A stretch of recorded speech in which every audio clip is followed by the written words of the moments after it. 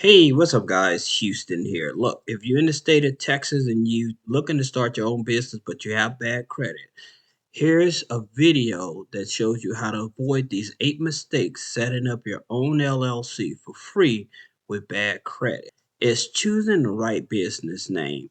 All right. This is so important because a lot of people they don't know what to name their business. And when you don't have a good name for your business, it makes it very hard for financial institutions to determine what type of business it is. Okay.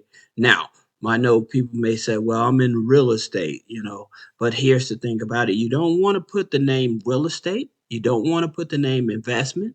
If you can, you want to avoid the word consultant. The reason is because those are high risk, and we're going to talk about that further. All right, but the name really does matter. So if you're painting like J&J Painting, if you're in the marketing like DNC Marketing Agency or something like that, that gives them more details about what it is that your business actually does, the better it is. I know a lot of people say just go with a general name, but that's not going to help you in terms, or it'll make it more challenging for them to determine what type of business you are. Okay, so the less friction they have with trying to understand what type of business you are, the better it is for you. The next one is choosing the right state. Now, a lot of people, you're in Texas, but a lot of people, they figure that, well, I'll open up my business in Nevada, Wyoming, Delaware, or South Dakota. And the reason is because of income state tax. Well, you being in Texas, you don't have to worry about that as well. As a matter of fact, you being in Texas, you have more corporate advantages when setting up your LLC. So that's the reason I would tell you be very careful in terms of going to these other states, because if you register your business with these here states, then you still have to register your business as a foreign entity with your state of Texas. Now, you also may lose your liability rights, meaning that if there's a liability created in your business while you operate in the state of Texas, but your parent home is in one of these states, the Texas laws will supersede or may supersede what happens to the business. So your business may not always be protected if you're in one of these states. Okay. So that's something you also have to take into consideration of. Then let's talk about using chef corporations. All right. A lot of people they say, well, I'll use a chef corporation to get funding. But here's the problem. A lot of times those chef corporations, they haven't been keeping up with the taxes. Okay. And so since they haven't been keeping up with the taxes, that means that you don't have any proof that the business had been generating revenue. All right. And then they may not have had active bank accounts. Most of the time, I can almost certain majority of the time, I would say 95 to 98% of the time, most of these people that are selling chef corporations, they do not keep up with the taxes. They do not have active bank accounts. So it's not a good investment for you to actually be investing in a chef corporation when they don't have that. You might as well start with a new corporation. You still be able to get funding.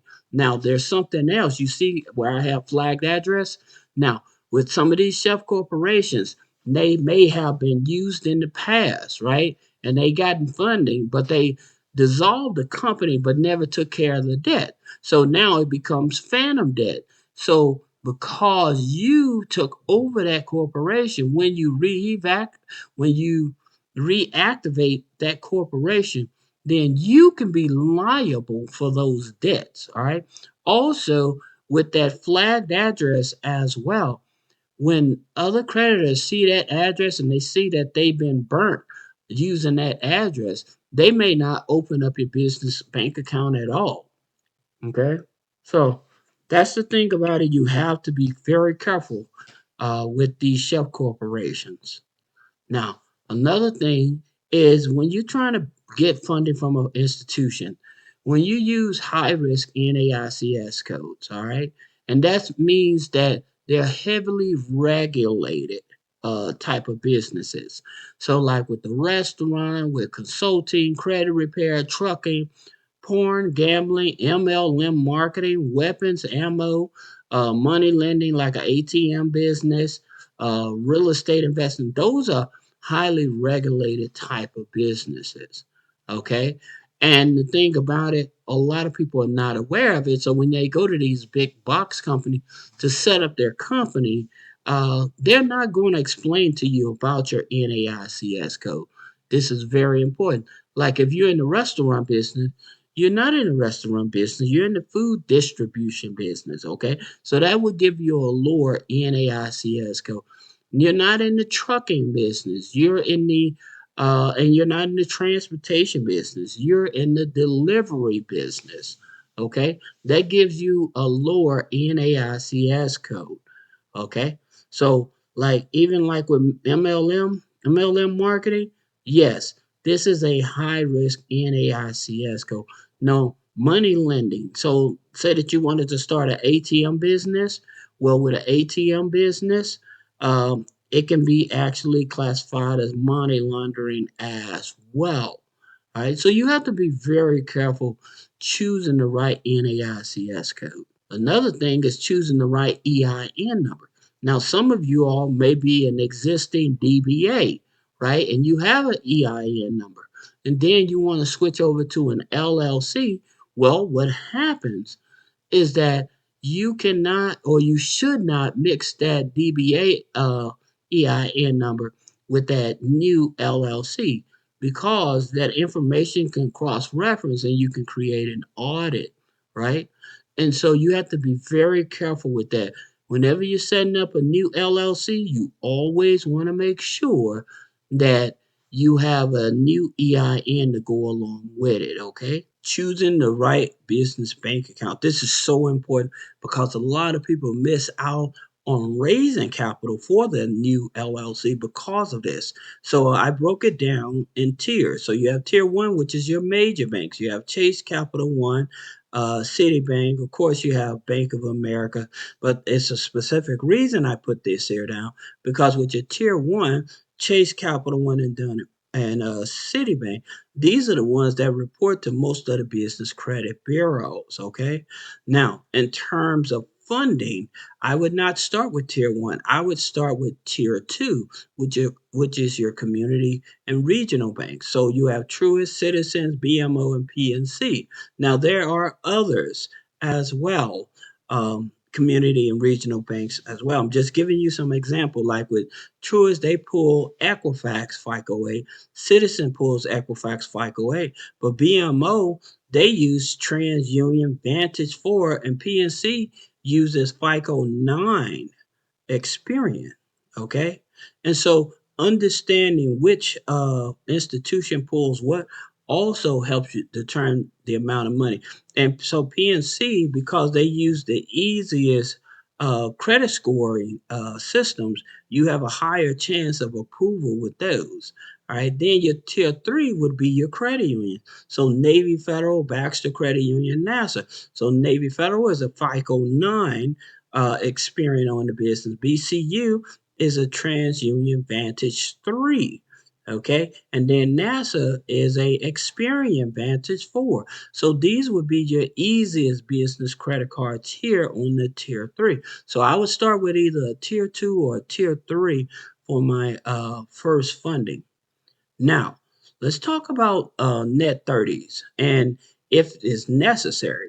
Actually, with a lot of lenders, they don't look at your Dun and Bradstreet. They're not worried about your net 30s. They're worried about if you don't have any revenue, do you have at least a 680 or higher credit score? They're going to look at your credit regardless. But some of your best net 30s that I would say that you probably want to look at, I would start with Fair Figure. Fair Figure is similar to NAB because Fair Figure, um, they give you access to your business credit report as well as your personal credit report. All right. Now, the thing about it, if you have revenue in your business at least of 2,500, even as DBA, then they will also give you a loan as well, which will end up being two trade lines. But if you don't have any revenue and you're brand new LLC, then what they'll do, they'll just give you that one trade line. Now, they will give you two trade lines when you sign up for their business credit monitoring, personal credit monitoring. Plus, they have the NAB Prime card that they'll give you a trade line for it as well. Now, one of the things about it is that when people get this NAB card, it is a charge card, but there's no credit check and no deposits, right? But people may get $500, but they don't use the card. And because you don't use the card, then you miss out on them actually reporting any data to the Business Credit Bureau. So you have to use it. Then you also have Wise Business Plans, and they report to Equifax, Experian, and Dun and Bradstreet as well. Then you also have Shirtsy. Now, Shirtsy is supported by Dun and Bradstreet, but they also report to Experian, Equifax, Credit Safe, Small Business Financial Exchange, Sonia, and the rest as well. Then you have Summa Office Supplies. Now they report to Experian and Equifax. All right, so that's a good one as well. And then you have Ecridible, which reports your utilities for your business to the business credit bureaus. Okay.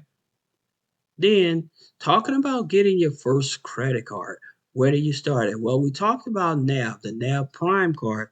This would be your easiest business credit card. Okay, no matter what, they will give you this business credit card, but you do have to actually use the credit card.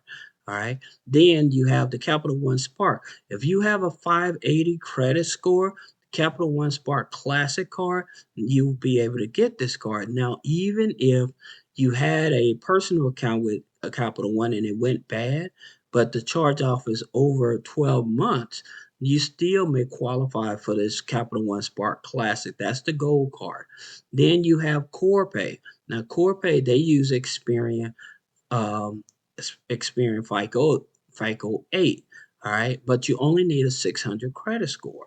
Now with Bank of America secured card, they report to Equifax, but you need to put down at least $1,000 to secure it. Okay, but you'll actually be building a backdoor way to getting access to more funding in the future. Then you have Divvy/Bill.com. Now this is a charge card as well. They break it down from 1 week, 2 weeks, and a month. So what that means is that the if you get approved for 1 week, they'll give you a higher credit limit versus you doing it 30 days. All right. And they report to Small Business Financial Exchange and Dun and Bradstreet. And then you have Capital One Tap. Now, Capital One Tap, they are revenue based as well, and they want to take a peek into your business bank account to see that you actually do have regular deposits. Not only by you showing regular deposits, they also may decide to want to do a 4506T, meaning they want to look at your taxes.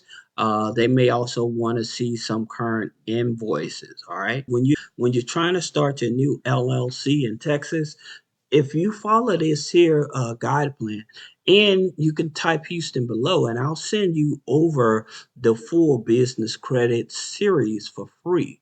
All right. So I'll see you in the next video.